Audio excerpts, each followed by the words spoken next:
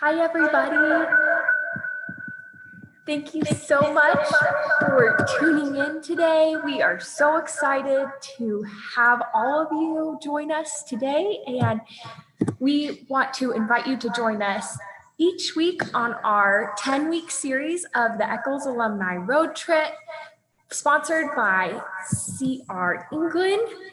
Thank you so much for tuning in. I'm going to pass it off to Dean Taylor Randall to introduce our panel. Well, hi, everyone. It's pretty thrilling to see or not see all of you. We're glad that you were able to join us today. We're going to be talking about supply chains on this road trip, which is the only road trip I've actually taken where I have not left my office, but it was nice not to have to pack, and it's very convenient. We have a remarkable set of experts that I'm going to introduce to you. First, we've got Chad England, the CEO of CR England and our sponsor for this series. Chad runs one of the largest trucking companies in America, and we'll have him introduce himself a little bit more in just a moment. We've got Ira Hinckley, the site procurement and operations director at Micron. Glad that Ira's here with us. Steve Caine is joining us from Bain & Company. He does a ton of work in supply chains, particularly the grocery supply chain. And then finally, our own Assistant Dean of Undergraduate Studies, Andrea Thomas, who comes to the University of Utah from an incredible career at Walmart. And we all know that Walmart knows a bit about supply chain. So why don't I have all of our participants unmute and now join our little bit of a discussion. It's good to see all of you. A lot of us are going to be switching backgrounds from one city to another, just so that, it seems like we're all on the road. And Chad started with the most impressive background. I like the Utah football helmet. So thanks for being here today. Why don't we just go around the screen? We'll start with Chad, then Ira, then Andrea and Steve, and give a little bit more background for our audience about what you do. And this will help the audience begin to ask some questions. By the way, ask those questions in the chat. They will be fed to us live, and we'll answer those throughout the discussion. So Chad, why don't we start with you? Hi, Taylor and everybody. It's good to be here with you today. And I am CEO at CR England. So CR England is one of the largest transportation companies in the United States. We haul a lot of food, a lot of refrigerated goods. We work with a lot of the Fortune 500 companies delivering their freight on a dedicated basis. We have a rail offering where we do some stuff over the rails. We go in and out of Mexico. We have about 7,000 employees. Many of those are truck drivers. And we love what we do. We're in our 100th year. We're celebrating that this year. We started in 1920. My grandpa, who's actually at work today, he turns 101 next month, and so I'm just so honored and to be able to be part of the legacy in our family. I'm fourth generation in the business, and I work with my three brothers and all kinds of cousins and uncles and other family members. But we just have a great team here. We've been getting through this pandemic and doing well and surviving it, and we're looking forward to the future. So it's good to be here on the panel today. Thanks, Chad. Ira. Yeah, thanks for having me today. My name is Ira Hinckley. I'm the director of procurement for Micron here in our little town of Lehi, Utah. So we're pretty excited to have Micron be here. For those that maybe follow the semiconductor industry, this was originally a Micron site here in Lehi, but for about 13, 14 years, it became a joint venture between Intel and Micron. And then just last year, Micron acquired the ownership of Intel, and now it is a wholly Micron site here in Lehi. So it's a pretty exciting company. We are the fourth largest memory manufacturer in the world. And here in Lehi, our campus is about 2.3 million square feet of building and about 2,100 acres of land. And our manufacturing space is about 200,000 square feet of just pure manufacturing, fully automated, no human touches. And so from a supply chain and procurement standpoint, we manage everything from raw materials to capital goods to spare parts to services, and all that comes with a lot of complexity and logistics around the world and around the globe. So it's been very interesting past year, I'd say. So we can get into those details if you have any questions about that. Thanks, Ira. Andrea. Yeah, thanks, Taylor. So I've been at the University of Utah the last 4.5 years, but prior to that, I spent 8.5 years at Walmart. I was the senior VP for the private brand business for all of grocery and consumables. It was about a $20 billion business and had a lot of supply chain implications to it. And then I also spent 4 years as the head of the global sustainability initiatives, and much of what we focused on was related to supply chain as well. So happy to share some of those experiences today. Thanks, Andrea. Steve? Sure. Thanks, Taylor. Steve Caine. I'm a U alum from a while ago, but I actually live in Chicago. So as part of your road trip, I guess I'm a different background. I've been with Bain & Company for about 20 years and work as a strategy consultant, primarily with companies in the retail and consumer space. So over the last 6 months have witnessed, just the havoc that has been, that has hit everyone's supply chain as they've tried to, keep all of our grocery stores and other types of retail businesses afloat during this incredibly strenuous time. Well, thanks, Steve. I want to lay a little bit of a context for our discussion today because it's going to be a bit wide-ranging. So first off, let's just start on a personal level and think about all the supply chain disruptions that we've had to live with over the last 6 months due to the COVID-19 crisis. It may have started with toilet paper, and then it went to hand sanitizer. My daughter is in the Salt Lake School District, and they're unable to open because they're going to open virtually, and 6,000 students now don't have computers. So all along the line, we have supply chain issues kind of hitting our daily life. We're going to begin this conversation talking about COVID-19 and what it's doing to businesses and how they're thinking about managing through it. And then we're going to turn a little bit more geopolitical, because what we're also seeing at the same time is a very, very different supply chain globally. We're seeing businesses that are deciding that China may have too much risk. They're looking to diversify their supply chains geographically, but also they're realizing that in a COVID world, right, having to rely on suppliers that are overseas that shut down at different times, we're staring at kind of different configurations. So we want to think about those strategic decisions as well. Steve, I want to start with you and give us just a U.S. perspective of COVID.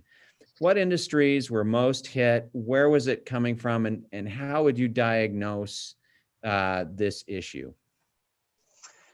Well, as you mentioned, I spend a lot of time with food retailers. And, as I reflect on the last 6 months, it's pretty remarkable that through even the height of the lockdowns and quarantines and all that, you could still go to the grocery store and get most of what you would need. I mean, there were some areas where that wasn't possible, but under the best of circumstances, grocery supply chains are complicated because of the multiple temperatures, the perishability of goods, all that. It's very, very hard to do well under good conditions. You put it under extreme stress like this, and it's pretty remarkable that it held up as well as it did. But there were obviously parts of the consumer space, like apparel, some of the specialty retailers that their businesses just shut down. And from a supply chain perspective, they probably have and had goods overseas on the water, making their way to the US that they had to figure out what to do with. And some of them are already in bankruptcy or liquidation. Others are finding their way out. But it's been incredibly disruptive for those businesses that couldn't stay open during the height of it. But just remarkable that our food supply chains held up as well as they did. And I'm sure we'll get into this, but it wasn't without tremendous effort and ingenuity and innovation to make that possible. Thanks, Steve. Let's stay a little bit on the topic of food supply chains. Andrea, I want to go to you. You weren't inside Walmart at the time, but you certainly know exactly how their supply chain would have responded. Give us a little insight. This shock happens. How is it going to react? Where are the critical points that are going to cause problems? Where they're going to be fine? Yeah, so the interesting thing about what happened at Walmart during this pandemic is that they had already started going to grocery pickup and less so delivery, but they could see some consumers moving over to digital and wanting to order and pick up, and that this disruptive event created a complete mass shift very, very quickly. So fortunately for Walmart, they were already working towards that. For grocery retailers or for other retailers who didn't have that, they had to completely figure out and put together something that they could do to remain competitive. Now, I think what's happened is Walmart did a really good job shifting very, very quickly, but the P&L didn't necessarily follow. And so it cost a lot. So I think they did well from a top line, but from a profitability, they haven't, the forecasting that usually needs to take place and the length of time that it takes to kind of move behaviors over happened immediately. The other thing I wanted to add, in food to a certain extent, but in a lot of other products more so, is you're forecasting things a year out. And so, and Steve kind of mentioned it, where you have a time period that you need to be committed to something, and it's difficult to change within that time period. When you're large and you have a lot of leverage, you can call out to your suppliers and they will do everything that they can to prioritize your business. So the smaller businesses that didn't have the same kind of leverage, they were the ones that I think that had a lot more difficulty being nimble and adjusting to the changes that were brought on by the pandemic. Andrea, we're going to come back to a couple of the topics that you mentioned, particularly perhaps from the consumer perspective, the permanent shift in maybe purchasing habits. So we'll see. But I want to get Chad's take on this. Chad, you occupy a remarkable space in that you see the goods coming from everywhere. You're kind of right in the middle of the nexus of moving things back and forth. What happened in the logistics piece of this supply chain as this crisis hit? Well, it was interesting. So I want to touch on Walmart too, but in March, everybody stocked up on groceries and supplies. Stores couldn't possibly get enough products to keep their shelves full. So Walmart's one of our biggest customers, and they were willing to pay super high prices to move their freight. They were literally moving twice as much as they normally do. We are one of their largest partners in the Western United States, particularly, and they couldn't get enough trucks. There just weren't enough drivers and trucks to move all the stuff that they needed moved. And so, that's why some of the shelves are empty. But then there's other customers that we have, restaurants, and we haul for some of the big restaurant suppliers. And of course, they were down just as much as Walmart was up. People were eating from home, not eating from restaurants. And so all of a sudden, everything changes. And so, if you're a trucking company and it depends who your customers are, whether you were busy or not. In our case, we're pretty diversified in our customer base, and so it worked out pretty well. But I have some friends that got just hammered during that period of time, and we did real well. But then, there's another category that was really fascinating during this time, and it was the meat shippers. So you had all this disruption at some of these meat plants where really there was one big meat plant that had a COVID outbreak, and then meat plants all across the country, from a labor standpoint, they're saying, hey, we're not going to go to work, as if it had something to do with meat. It didn't. It was a COVID outbreak. And so then there were huge meat shortages across the country. And we're still not even back to normal on the amount of meat that's being processed at these plants because of it. So, it's just amazing to me to think of all the different things that balance in the supply chain and how one little thing goes out of whack and it can screw up so many other things. So that's kind of what we've been dealing with. Thanks, Chad. I want to take us out of grocery for a second. Ira, I've got two questions for you. I'm going to ask them not at the same time. The first one is, contrast what you've heard about food with the issues you're dealing with in procurement in the tech supply chain. And then I'm going to come back to you in just a second. Yeah, thank you. It was interesting to hear the perspectives from the other panel commentary. And our industry is very different. It's very specialized. And so you look at it from a context of protect the business at all costs.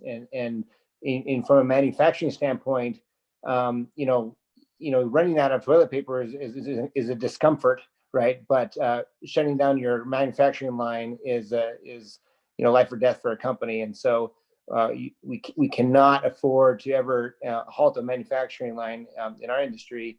And COVID put a serious risk to that. And actually, the biggest risk to our operations, you would think that it might have been, the supply of raw materials or getting parts here on our site. And it actually wasn't the case. It was actually labor. And so we had very strict regulations in our company to make sure that we had protocols in place to restrict anyone that had been traveling from certain locations. Air travel was completely restricted. And so many of our suppliers that provide the on-site engineering resources are from overseas. They're from Japan, Taiwan, Europe. And so we had to find a way quickly to get the support we needed and get the labor to support us. And we had to leverage technology that we hadn't used before. Microsoft has a very interesting technology called HoloLens, which allows you to, work on equipment through basically kind of a Google glasses, basically that you can see exactly what you're working on at the remote. It's kind of like a Zoom technology, but through headgear. And we were able to use some of that technology to keep manufacturers going and get that labor support remotely. But that was the biggest challenge was really labor. And then the supply chains, when they locked down certain regions, like California was a big one where most of our suppliers come out of California from a transportation standpoint. We really had to get creative, leverage the contracts that we had in place that we had backup supply already in place. And had we not had that backup supply in the US, it could have definitely shut down manufacturing. So a lot of our preparation work was what saved us.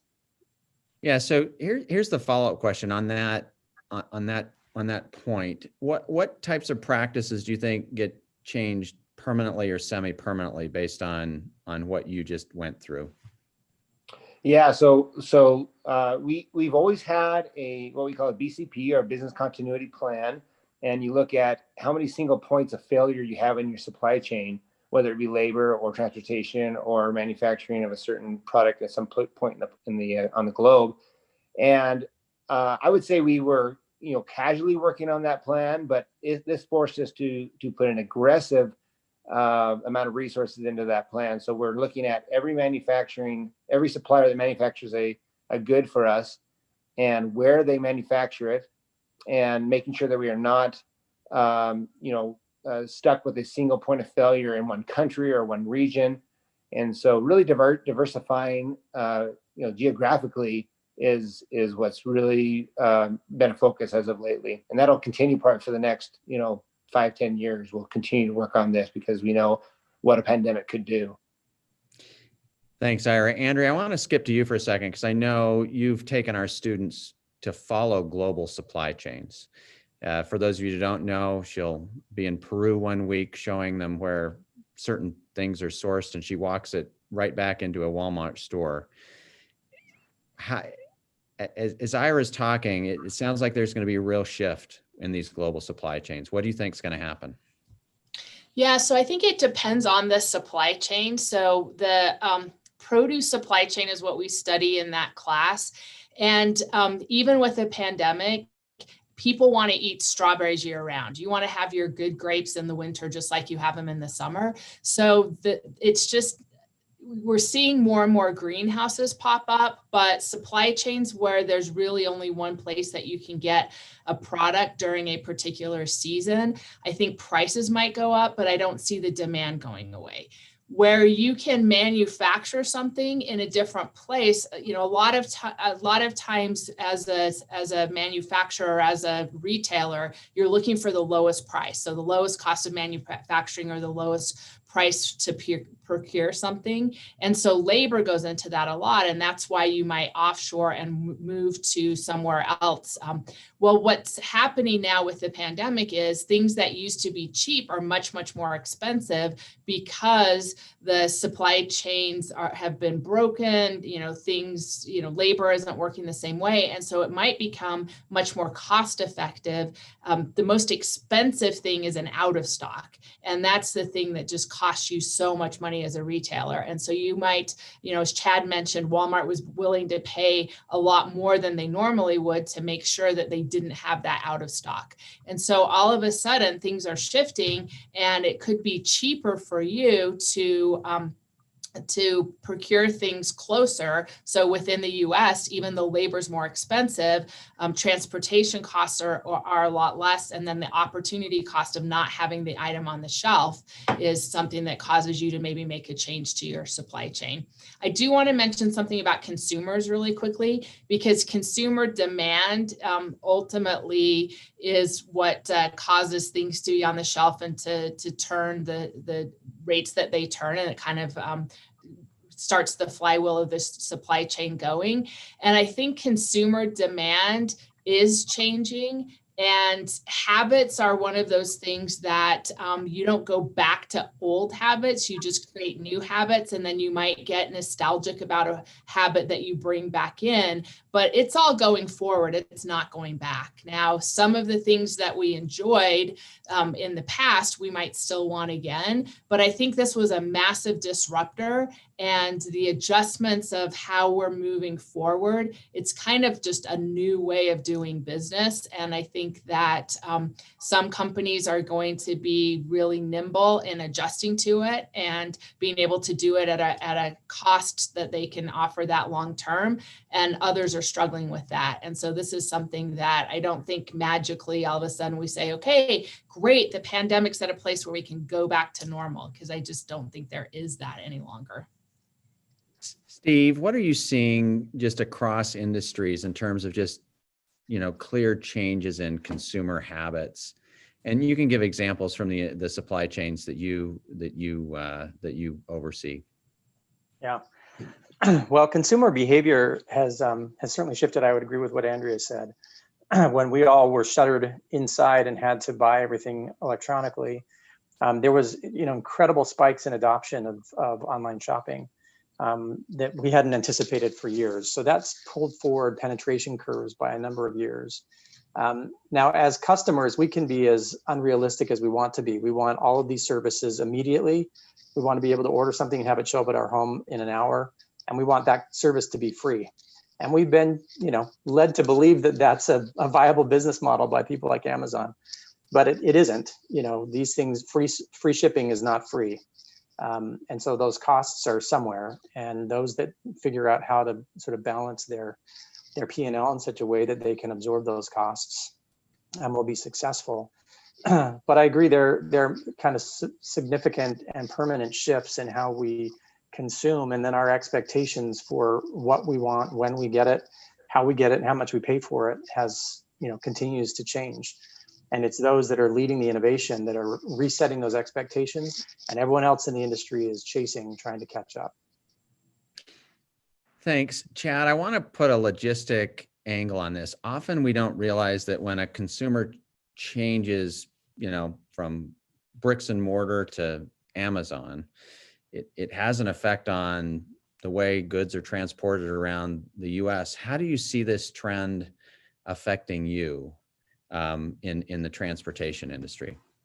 Well, things are getting distributed closer to where people live. So the whole supply chain model has made it so it's more short haul and last mile than it is long haul. For example, our business was built on going coast to coast, and now it's a regional network of, just going a few hundred miles to deliver things.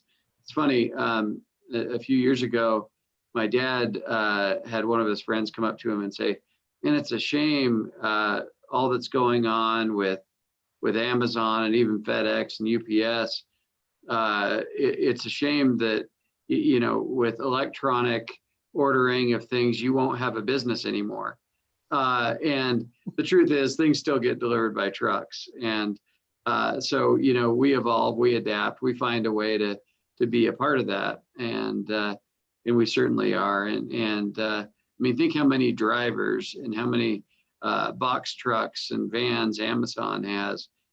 We actually have they have a lot right here by our building, and their vans are going up and down this road all day long. And it's amazing. I've had 13 Amazon packages delivered to my front door in September.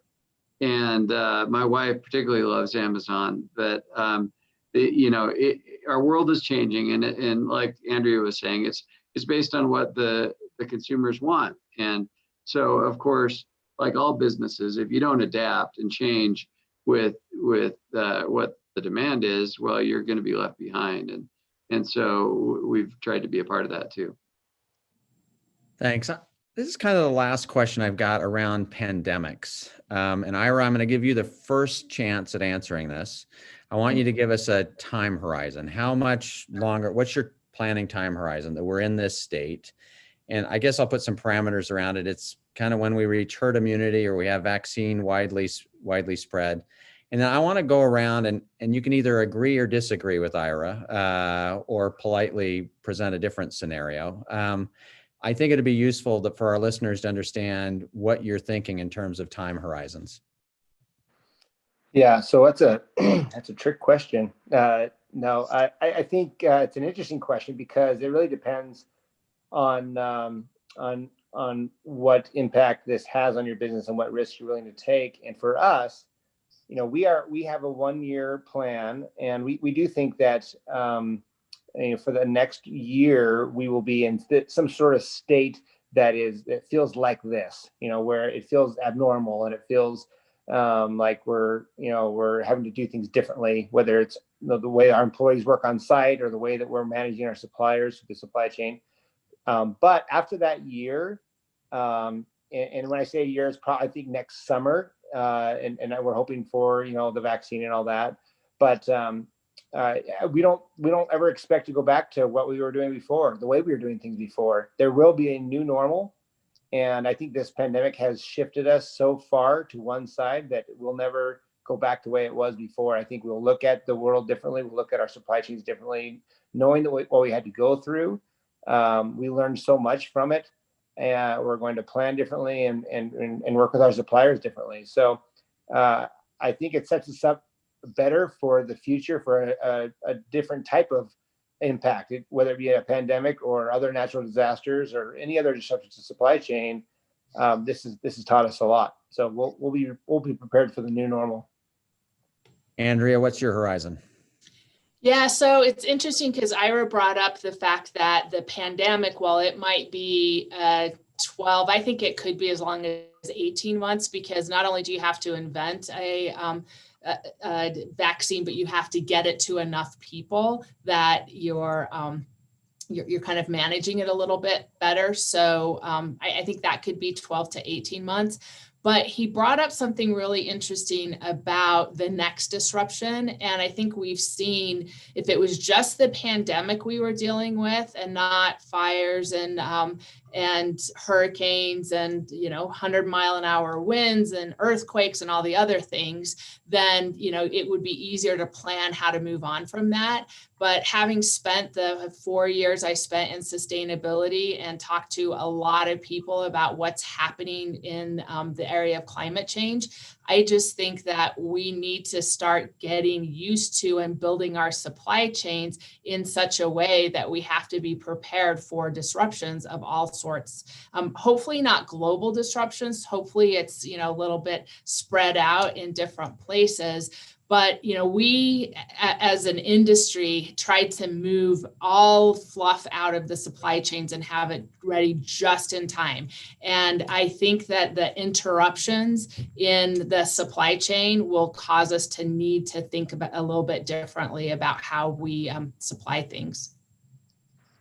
It's actually an interesting concept. It sounds like if you've got to manage with more inventory, there's not going to be as efficient use of capital in many of these companies, and kind of interesting financial ramifications. And maybe a different use for capital, because I know where I came from, Walmart, a lot of capital went to building stores. And so capital is going to go to different things because physical locations for a lot of industries aren't going to be the big source of capital or use for capital anymore, but there will definitely be other things.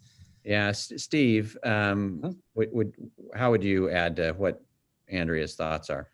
Yeah, I think the time horizon, 12 to 18 months, is probably right, but it will vary significantly by sector. I'll give you a couple of examples. There wasn't much of a back to school season for people that are in that business this year because it kind of hasn't happened. There was a big rush a couple of months ago as people set up home offices, so that's just shifted. The restaurant space has been hit incredibly hard, and that will probably last for several years. And so the shift in our consumption from in-home to out-of-home, well, the other way around, from out-of-home consumption and how much we used to eat out to in-home, has put a tremendous amount of stress on all these supply chains. It's not as easy as you might think for a company that supplies a restaurant to then supply a retailer. It just doesn't work quite as easily as it used to. So that element of the sector of the economy is going to take a long, long time to recover. And there's still unfortunately, more restaurants that will go out of business. Any of the seasonal businesses, Halloween's going to look very different this year, so, and the apparel space, just about every sector is going to be hit in very different and very unique ways. And it's understanding those impacts and being able to manage and forecast around those. But Andrea's point about capital is a good one, which is, I think everyone, whether you're Amazon or Walmart or any grocery retailer or even an apparel retailer, realize they are not prepared for this level of direct-to-consumer business. And so most people have stopped opening new stores, and they're building warehouses, mini fulfillment centers, dark stores. They're doing just about everything they can to increase their capacity to forward position inventory as close to the customer as they can so that they can be responsive and take, kind of ride this wave as people buy more and more directly. Thanks, Steve. Chad, I want you to comment, but we've got a question from the audience pointed right at you. So McKay asks, how will companies in the transportation industry strategically think and plan differently because of COVID? So maybe give us your horizon and then talk about your strategy. Sure. Well, hey, I think on the horizon front, I agree with my fellow panelists on that, and particularly with the point that it will never be the same. We're focused on, hey, what if it never goes back? What if there's another pandemic, or what if this one never goes away? How do we adjust our business so we can survive in this environment perpetually? And then there's, when you have that conversation, and I'll answer the other question as part of this, I think about some of the learnings that we've had. And for example, work from home. I am shocked by how effective our team has been at working from home. When it comes to, drivers obviously are not at home when they're working, but we have 1,000 non-drivers or more that are supporting the business, and the productivity levels that we're seeing are fantastic. And so just this morning, we were having a discussion. We haven't made up our minds yet on what we're going to do, but we're talking about, what's our long-term policy going to be on this? Are we going to have a percentage of our workers coming into the office and a percentage at home every day, where we were close to 100% in the office before this? Are we permanently adjusting our meetings? So we're saving time. I can't tell you how much more efficient my day is now that I'm doing it on Microsoft Teams instead of in person. But then, there's trade-offs with culture and all those things. So how do you weigh all that? And you want to make sure that you have a good environment and you're supporting your people and you offer a good job. And so, yeah, there's a number of strategic decisions as it relates specifically to the transportation part of how we adjust. Well, we try and take care of our people and be safe and make all kinds of accommodations to accomplish that. And a real key one, and this is the last pandemic thing that I'll intentionally bring into the conversation, but I think frequent testing is a huge key for a business. And so, for those of you that are football fans like me, you're probably paying attention to the Pac-12 and their daily testing and all that kind of stuff. We actually are doing the same thing where we're trying to get very frequent, very quick testing for people that need to come to the office, and it's not in place yet. There's a huge waiting list of companies that are trying to get in on this, but what a way to make people be safe and feel safe. And so that's something that we're really prioritizing, and we think is an important thing to be a competency of ours in the future. Thanks. I've got a question from Nadia, and I'm going to change it just slightly to generalize it a little bit. She's wondering which businesses survive and which ones fail and which ones adapt. And Ira, I want you take your kind of view first on what you know about the world and your industry, and then maybe Steve, you can give yours. Yeah, it's a great question, and I think I'm not an expert on all of the industries, but I think as some of the panelists have already mentioned, there are some goods and services that we may no longer demand as much. Going out to restaurants is one example, or going on a cruise ship, or going to some resort and vacationing. Those are huge industries that could really suffer because of this pandemic. But I do think that the companies that learn to adapt and learn to know what the new demand signals are will survive.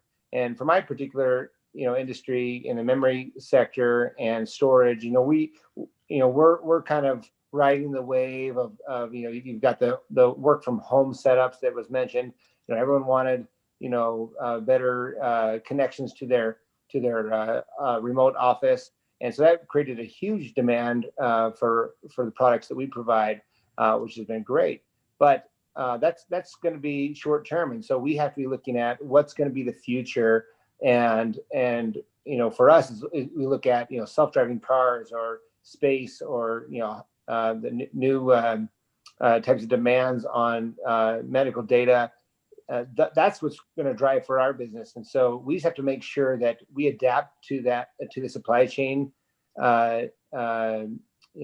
adjustments that I mentioned before, so that we can always be producing and enabling new technology to be ready for the next demand signal. But, there are going to be some companies that I feel like will either have to adapt, change and find a new way of reaching out to the customer, or they will end up having to shut down their doors, unfortunately. Thanks, Steve. Yeah, I think those that are going to survive will be those that are the most innovative, and those that participate in these transformations. If you think about some of the different consumer businesses again, and you go back a few years, the number of bookstores that used to be out there, the chains that supported that business, music, all of these things, there's a pretty strong relationship between digital or online penetration and traditional businesses. And today we're left in the consumer electronics space with basically Best Buy. There's a few other little ones out there, but everyone else left the market. They just couldn't survive. And it was kind of questionable whether Best Buy would, but they, figured out a way to compete in a new environment, to price in a new environment, and to use their stores as real assets. But they really had to reimagine their value proposition, how they participated online, how they priced their goods and services, and they survived. But there's not room for very many more of those. And so you can look through all the other businesses, all the other sectors of the consumer economy. And as digital penetration and online, businesses escalate, there will be a lot of carnage. people that aren't innovating, that aren't figuring out how to retool their business, that aren't connecting with customers in new ways, they'll get squeezed out. Hopefully it won't just be the big guys that survive.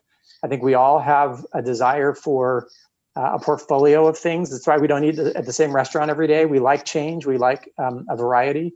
And, you know, as consumers, we have to decide what we value and make sure that we're supporting those businesses that provide that.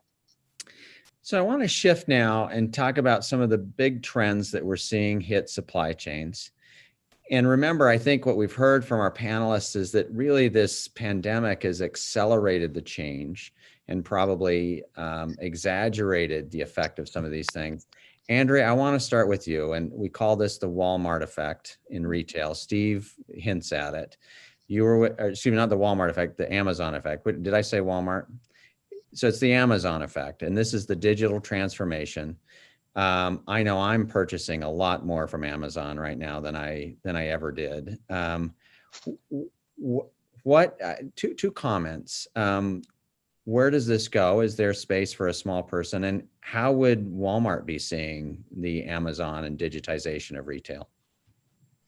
Yeah, so I think this is something that we've been watching for a while. And Steve mentioned earlier that the pandemic accelerated the transition for a lot of people. And so I think that it does get challenging if there's a great way for you to get your needs met, and the bigger you get, the more efficient you can be, the cheaper you can be at it. You know, Amazon's unbelievable at scraping the web every single day to make sure that they have the lowest price out there. But honestly, sometimes, people just don't want that anymore. They just if you get too big, then sometimes people just want a little bit of variety. And so you start to see people talk about little things coming up and getting really excited about, kind of smaller brands. And I think that there's a theme of bifurcation in a lot of places. So one thing I think the really big companies are going to do well, and then the really small differentiated companies that have a great story that pull in a small group of very passionate people, there's going to be space for them too. It's tough to be in the middle in that scenario. And then I also want to bring up just the bifurcation of consumers. This pandemic has been very, very hard on certain segments of consumers. And so the high end of the market is getting, richer and more comfortable. And the pressure that's being put on the low end of the market is intensifying. And so you'll see that play out in retail as well. And so there's actually, as you mentioned, there's some places where people don't have the computers that they need or the Wi-Fi they need to shift their life entirely online. Walmart spent a lot of time serving the unbanked. And it's hard for us to be sitting back because, we're alum. And so we've obviously got college educations. We don't think about what life is like for people who don't have enough credit to get a bank account, who have to live on a cash basis. And so those are parts of the market that I think have changed a lot and will continue to change that we need to be very aware of. Thanks, Andrea. Chad, I'm going to put another kind of big idea or big change factor in front of you, and that's climate. For those of us that live in Salt Lake, when we saw cars cease to be on our roads, we suddenly realized that we have clean air in Salt Lake. I think you probably noticed that as well. You're in the transportation industry. How do you see climate affecting supply chains in the long run? Oh, good question. There are two shades of green, and the one that usually wins is the color of the dollar. In a capitalistic society, what I've noticed is everybody loves to tout all the green initiatives that they're performing, but usually the ones that they do are the ones that make financial sense. And what we hope to find is the kinds of changes that can be good for the environment and for the bottom line. But those don't always match. And so, then you need regulatory help. For example, a few years ago, I was in the governor's office asking Governor Herbert to, have more of a clean air standard like California does. I don't really love California's regulations generally, but I'm all about clean air. And the trucks that we have, the air, the exhaust that's coming out is almost as clean as the air going in. It's remarkable, the technology that we've gotten to these days. But we're going to see big changes. I think the electrification of big trucks is a big one, and of automobiles in general. And I'm looking forward to that. There's some major hurdles for us to overcome on that. For example, for long haul trucking, the batteries just don't work long enough. So go Elon Musk and others that are working on battery technology. That's what we'd love to see. But I don't want to make this too political or anything, but I'd certainly like to see less of reliance on fuels and more ability to go electric. I think it'd be good for our economy. It'd certainly be good in our industry and take away one of the variables that is most vexing to overcome. And so, we certainly push for those things and for technologies that will make us more aerodynamic. And but hey, the big changes I think are getting to electric vehicles. Ira, I want to get your view a bit on climate as well. How does Micron view the supply chain in an era of concern over climate? Yeah, we take it very seriously, and we actually have, we self-audit, and we bring in third-party auditors to audit our, our environmental impact and our carbon footprint based on the amount of emissions we have and the amount which materials we're using in our manufacturing process, and which ones are going into the waste stream. So we have, for us, it requires a lot of engineering work to be able to find alternative materials to use in our manufacturing process. As you can imagine, the processes, when you get down to the chemical level, it has to be perfect, right? Or you're not going to get the product that you want. And so we're constantly looking for alternative materials, and it can sometimes takes years to develop. But some of the materials that are harder to mine, the rare earth materials, those are a big concern for us. For one, we don't want to run out of a material like a helium shortage around the world. That's obviously not good for our business. But the ones that have a negative impact on the climate, those are also a very big concern. So we work with our suppliers, partner with them very closely as they're looking at alternative ways of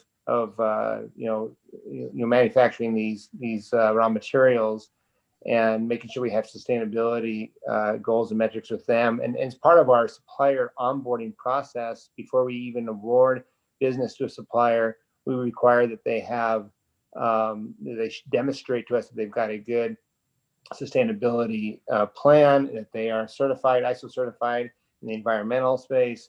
And so we're working with the right partners to make sure we can enable the future to be successful and to be green. So it's always a long-term initiative, but it's something we got to work on now. Hey, thanks, Steve. I'm going to turn to you for a geopolitical question, and I'm going to combine a couple.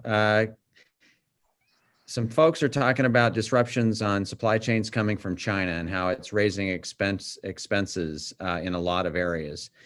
Another question asking, how does an election and particularly different views on foreign policy affect supply chains? Could you kind of take those and run with what you would predict in different scenarios? Sure, I can try. When just on this conversation we're having about sustainability, when we advise, companies on the topic of sustainability, it's not only just about environmental impact, but it's also social impacts and economic impacts. And that can impact, that can flow through just about everything from product safety and employee safety to, fair sourcing practices, and even product design. So there are a lot of choices that are made at every step in a business model and the whole value chain that can mitigate that. I think a lot of people are looking right now at reliance on a supply chain that comes in from another country, because there's so many uncontrollable factors. How are governments interacting with other governments around the world? What kinds of tariffs may or may not materialize, and sometimes they're here for a few months and then they're gone, and it's very, very disruptive to businesses trying to plan.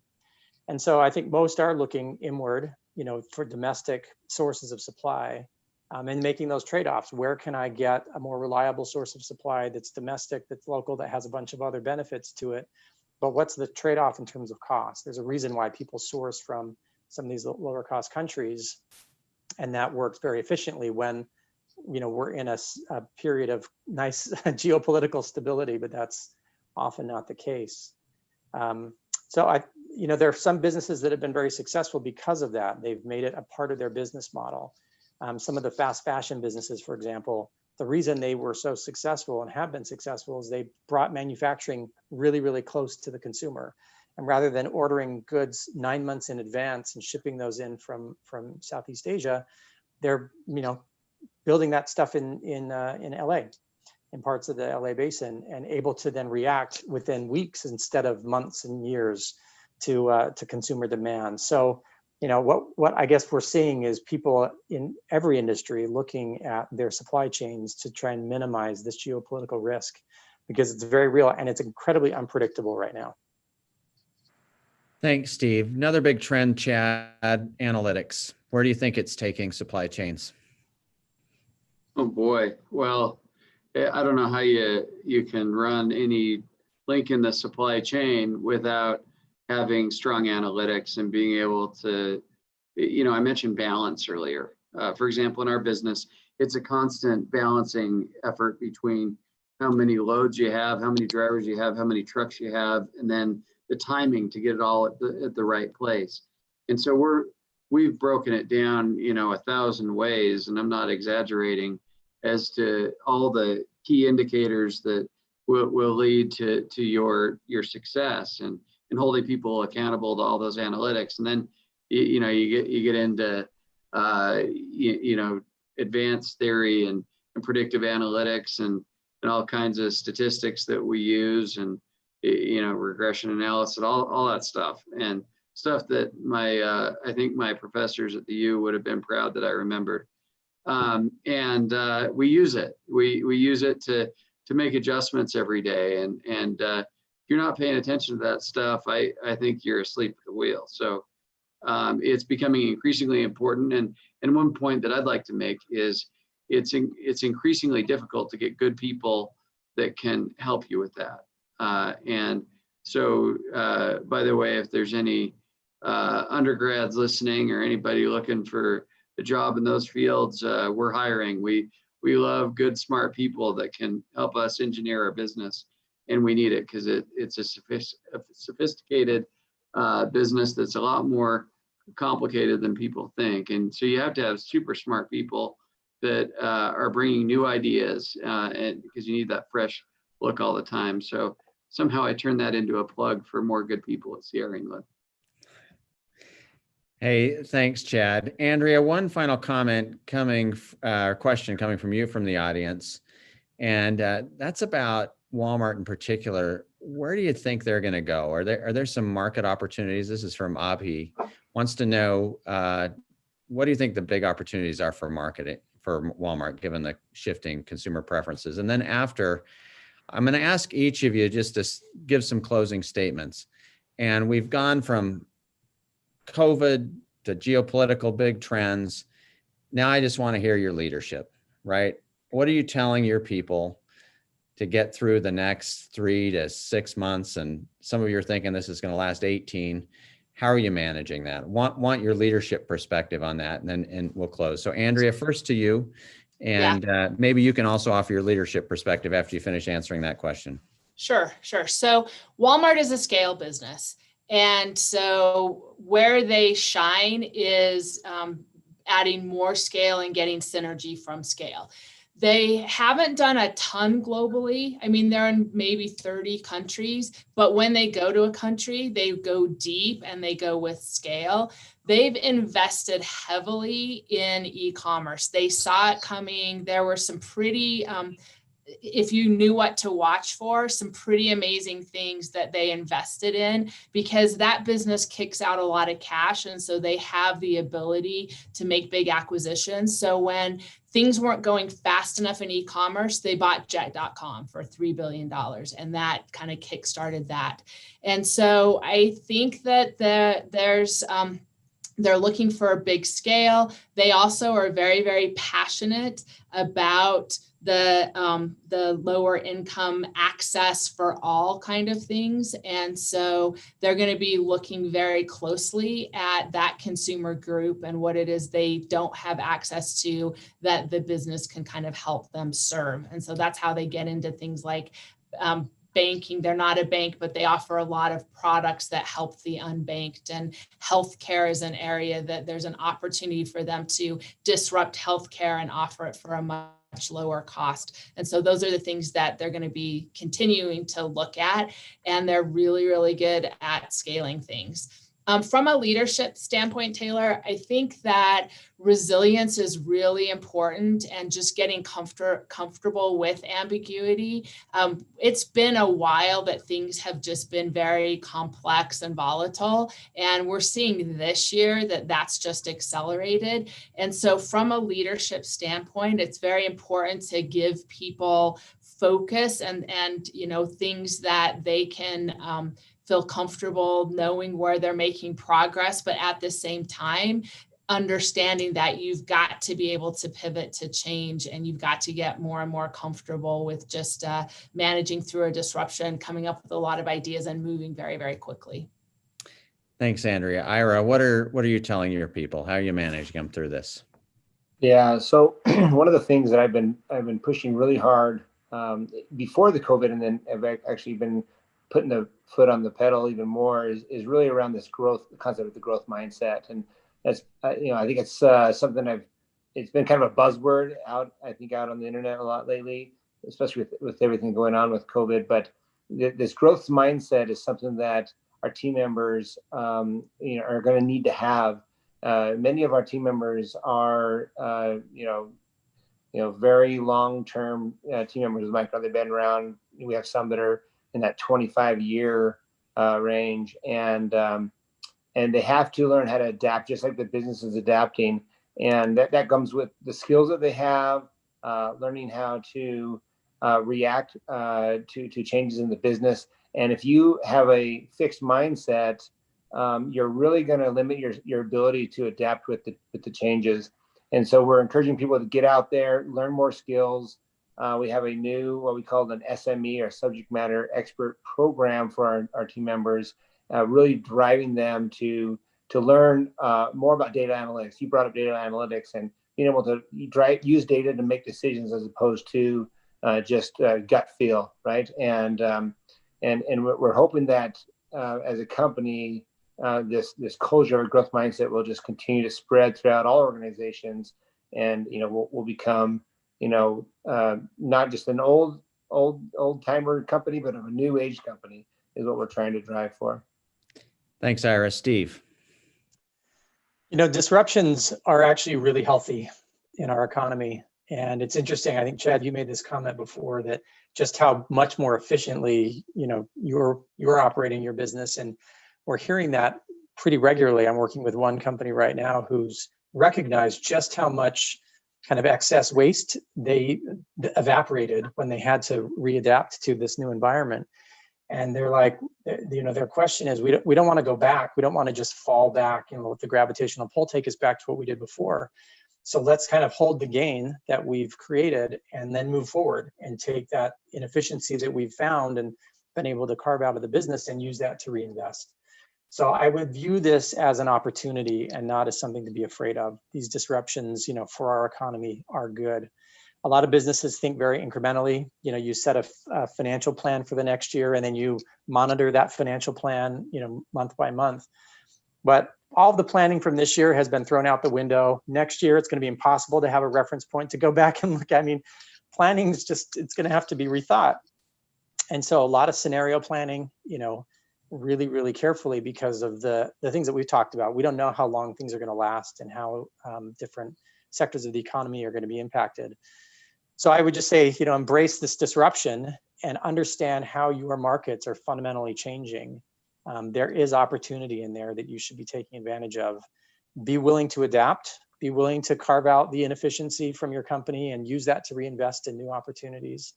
Scenario plan aggressively, and then provide your people as much certainty as you can in a really uncertain time. Thanks, Steve. Chad, we're going to give you the final word here. Thanks again for sponsoring this roadshow series. Oh, you bet, and we're happy to be a part of it. What I'll say is, 2020, obviously a crazy year. I think it's brought out the best and worst in humanity. I think about the people that I know, and they're almost without exception good people. And I have faith in people. I have faith in humanity. And we see hard work. We see, resilience and unity and all these things that have happened in this crazy year. And then you see the worst. You see people working for their own benefit to divide us. And here we are coming up on an election, and you have reasonable people that have different opinions on things. But I believe people are good.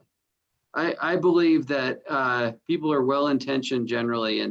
And what I just ask is for everybody to think about the people they know and whether we should unify and come together, or if this is a time to be divided. And of course, we're all going to have our own viewpoints, and we should support those. And that's great. But I hope that we all have optimism and have faith and belief that we can do this together and we can get through it. Because when you have a group of people that are focused the same direction and pushing the same way, almost every time in my experience, it's been successful. And I hope that we can do that. And as alums of a great university, I want you to know that we care about all of you, and we're so proud to be you. So thanks for having us here today, Taylor. Chad, thanks. For everybody that's been listening in, let me just summarize. We heard resilience, a growth mindset, embrace the disruption, believe in people, have faith that we'll be successful, and let's build some unity. No wonder we've got great leaders that come out of this school. Thanks to each of you for being with us today.